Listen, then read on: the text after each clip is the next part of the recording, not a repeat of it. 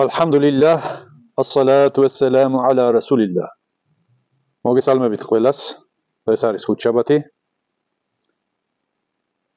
ჩვენ ყოველ ხუთშაბათს წესით უნდა ვკითხულობდეთ ფიქრის გაკვეთილებს, მაგრამ ყოველ ხუთშაბათს ვერ ვახერხებთ. ამდახან გვიწევს ხუთშაბათობითაც ჰადისების წაკითხვა. თუმცა ამაღამ ინშაალლაჰ ფიქრის გაკვეთილს გავაგრძელებთ, სადაც ვიყავით გაჩერებული. წინა ლექციაზე ჩვენ ვისაუბრეთ დიდ აბდესთან დაკავშირებით, დიდი აბდესის ფარძები განვიხილეთ და დღეს ცოტაოდენი შევეხოთ დიდი აბდესის სუნნეთებს და სხვა დანარჩენ საკითხებს, რომლებიც მნიშვნელოვანია და ყველასათვის საყურადღებო არის. დიდი აბდესის სუნნეთები. ხელების მტევნების სამჯერ დაბანა. ასევე სუნნეთიდან არის სასირცხო ადგილების დაბანა. აქ საუბარი არის დაწყებამდე მოსამზადებელი პროცესია ეს. არ გავიგოთ რომ თანს დავიბანთ სასირცხო ადგილების დაბანის გარეშე დიდი აბდესი ყაბული იქნება, ამას არ გულისხმობთ თქო. დაბანამდე სანამ დიდი აბდესის საქმე შეუდგებოდეთ, მანამდე მოსამზადებელი რა არის? ხელებს დავიბანთ, სასირცხო ადგილებს დავიბანთ. ანუ ამ მოსამზადებელი პროცესის გარეშეც რომ პირდაპირ დიდი აბდესის საქმე შეუდგეთ, ის აბდესი ასეც ყაბული იქნება და მიღებული იქნება, მაგრამ უკეთესი არის ასეთნაირად. მესამე რა არის? ნამაზის აბდესის მსგავსად აბდესის აღება, ანუ პატარა აბდესის აღება წინასწარ. მეოთხე, ჯერ თავზე სამჯერ წყლის დასხმა და კარგად ხელებით შესრესა ან შეჩაჩქნა.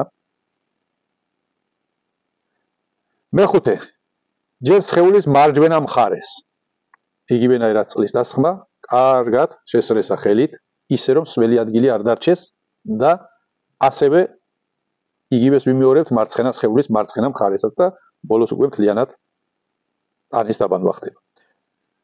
თავზე სხეულის მარჯვენა და მარცხენა მხარეს თითოჯერ წყლის დასხმა და სხეულზე მშრალი ადგილის დაუტოვებლად მთლიანი სხეულის კარგად დაბანა არის ფარზი, ხოლო ამის სამჯერ გამეორება არის სუნნეთი.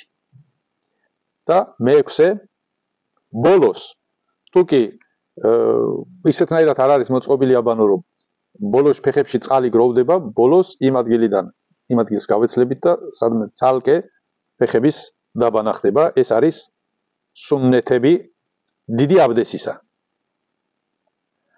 ასევე დიდი აბდესის წესი. გულით ნიეთის დასახვა. ნიეთის ადგილი არის გულში. ამაზე ადრეც გვისაუბრეთ. და ზოგიერთი სწავლის მიხედვით ასევე სიტყვიერად გამეორებაც შესაძლებელია ამისა. ბ. ხელების დაბანისას ბისმილლაჰ ამის თქმა. ბისმილლაჰ ამის თქმა შეგვიძლია. იქ აეთს და რაღაცა დუას და ასეთებს არ ვკითხულობთ, მაგრამ ყველა საქმეს ბისმილით ვიწყობთ და ასევე დიდი აბდესის აღებასაც. ესეც სუნნეთია, რომ დაგვავიწყდეს ან ვიღაცას მოერიდოს ამის თქმა და ისეთნაირად დაიბანოს, ყაბული იქნება მაინც. მაგრამ უკეთესი არის ბისმილით თუ დაიწყებს.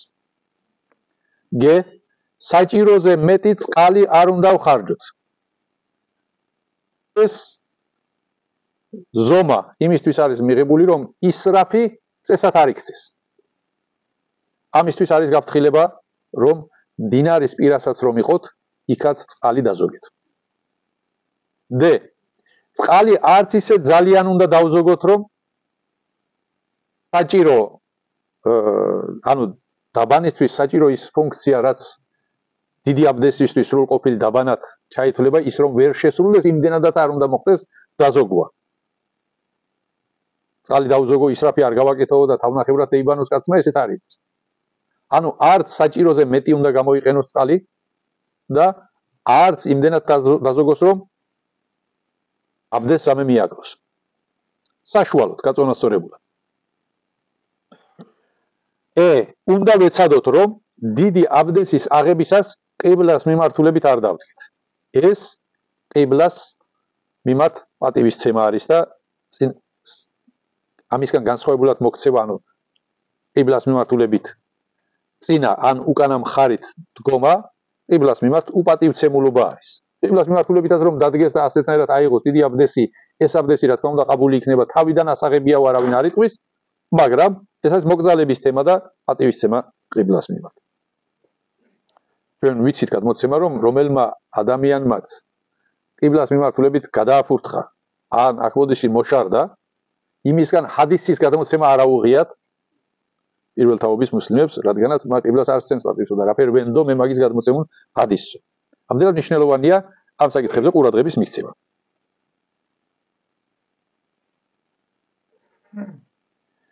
სხეულზე წყლის გადავლების შემდეგ სხეულის ყველა ადგილის კარგად ხელით შესრესა და შეჩაჩქნა.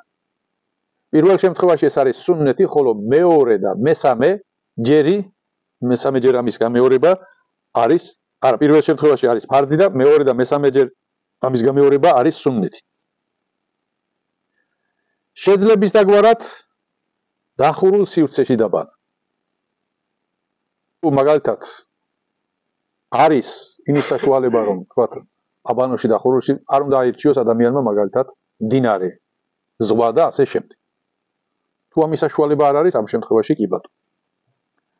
ასევე თქვათ აბანოს თუ დიდი სივრცე არის, იქაც მაქსიმალურად რაც შეიძლება თქვათ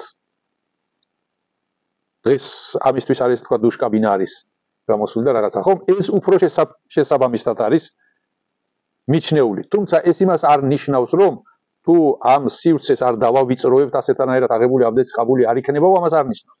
უბრალოდ ეს არის მოკრძალების თემა და რაც უფრო დახურული იქნება ეს სივრცე და ასევე სასირცხო ადგილებზე თუ იქნება თქვათ ფეშტამალი ან რაღაცა ქსოვილი შემოხვეული მოკრძალების ნიშნად, მიუხედავად იმისა რომ იქ მარტო იმყოფება და არავინ არ ხედავს, ანგელოზები ხედავენ და ასეთი მოკრძალებით თუ მოიქცევა, ეს უფრო უკეთესია. ესენი არის წესები, რომელიც არც ფარზია, არც ვაჯიბია, არც სუნნეთია, მაგრამ ამ აბდესის წესებიდან არის, რომელიც ამას უფრო გაასრულყოფილებს და გაალამაზებს. და ასევე დუმილის შენარჩუნება იქ არ უნდა ილაპარაკოს, თუ გარედან ვინმე უძახის ხმა ესმის არ უნდა მისცეს ხმა. ანუ გარეთ ყოფი შეიძლება მას ვერ ხედავდეს, მაგრამ საუბარი იყოს. ანუ საუბარი შედგეს მათ შორის, თქვათ რაღაც ქსოვილით შემოფარგლული იყოს, ან რაღაცა სხვადასხვა პირობებში ხდება ასე, ხო? იქ არ უნდა ესაუბრებოდეს, ან არ უნდა მღეროდეს და ასე შემდეგ. ესეც რისთვის? იმისთვის, რომ შენ აქ რაღაც კონკრეტული ღვთისმსახურების კონკრეტული რიტუალით ხარ დაკავებული და ეს უნდა განსხვავდებოდეს ჩვეულებრივი საქციელისგან. ჩვეულებრივი საქციელი არის ზაფხულის პაპანაკება სიცხეში დაგწება, შეხვალა ბანოში და გაგრილების მიზნით. ოფლის ჩამობანის მიზნით იბანავებ ამ დროს შეიძლება კაცი მღეროდეს, ღიღინებდეს, შეიძლება ვინმეს ელაპარაკებოდეს და ასე შემდეგ ან საუნაში ბანაობდეს მეგობრებთან ერთად და საუბრობდეს. ეს ჩვეულებრივი საქციელია. ჩვეულებრივი საქციელისგან რომ განსხვავდებოდეს ამ დროს არის დუმილი რეკომენდირებული. მდგომარეობები, როდესაც დიდი აბდესი არის საჭირო. ძირითადად ეს მდგომარეობები არის 3. ანუ როდესაც აუცილებელია საჭიროებაში, თორემ სხვა შემთხვევაში შეიძლება დიდი აბდესი აიღოს. მაგალითად, ჯუმა დღეს დილით ბანაობა, დიდი აბდესის აღება და ასე წასვლა მეჩეთში. ეს უკვე ასეთი მიზეზები უკვე სუნნეთებიდან არის. ფარზებიდან არის ჯუნუბი მდგომარეობა, ჯუნუბი შეიძლება სხვადასხვა სიზმრის ნახვით და ასე შემდეგ სხვადასხვა მიზეზებით გახდეს. უშუალოდ სქესობრივი კავშირით. კავშირის შემდეგ ან კიდევ ქალებისთვის დამახასიათებელი დედათა წესი ან მშობიარობის შემდგომ პერიოდის, რომელსაც მელოგინეობას ჰქვია. ამ პერიოდების შემდეგ დიდი აბდესი არის აუცილებელი, ანუ ვაჯიბი. ფარზი. დიდი აბდესის სახეობები, ფიქრის სწავლულები დიდ აბდესს 9 კატეგორიად განიხილავენ. ამათგან 3 არის ფარზი. ჯუნუბობის გამო დაბანა, ზემოთაც შევეხეთ ამას, დედათა წესის შემდეგ დაბანა და მელოგინეობის შემდეგ დაბანა. ერთი არის ვაჯიბი. კაფირის მიერ ისლამის მიღების შემდეგ მისი დაბანის ვაჯიბობა არსებული გადმოცემების პირდაპირ მნიშვნელობაზე დაყრდნობით მიღებული ჰუქმია ეს. როდესაც კაფირი ჯუნუბია და ამ მდგომარეობაში ისლამს მიიღებს, ამისთვის ბანაობა ვაჯიბია. 4-ით სუნნეთია ამ 9 კატეგორიიდან. პირველი ჯუმა დღეს ჯუმა ნამაზისთვის მზადების მიზნით ბანაობა.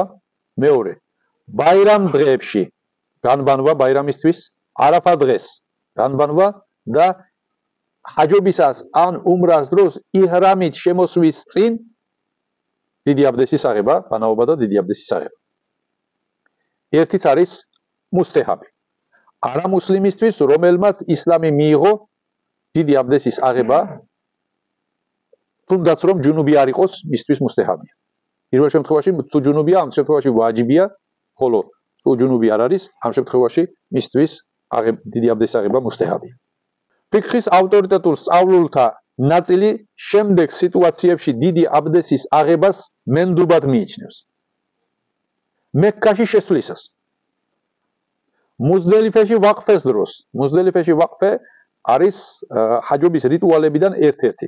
მუზდელიფე ერთ-ერთი ადგილის სახელია, იქ ჰაჯები გარკვეული დროით ყოფნდებიან, ანუ ღამეს ათევენ. ამ პერიოდში დიდი აბდესის აღება მენდუბია. ალლაჰის შუამავალ სალლალლაჰუ ალეიჰი ვესელემის ქალაქში, ანუ მედინაი მუნევვერეში შესვლისას და ბავშვი, როდესაც მოწიფულობის ასაკში შედის, ანუ ჩვენებურად რომ ვთქვა, თავს მოესწრება ამ დროს დიდი აბდესის აღება.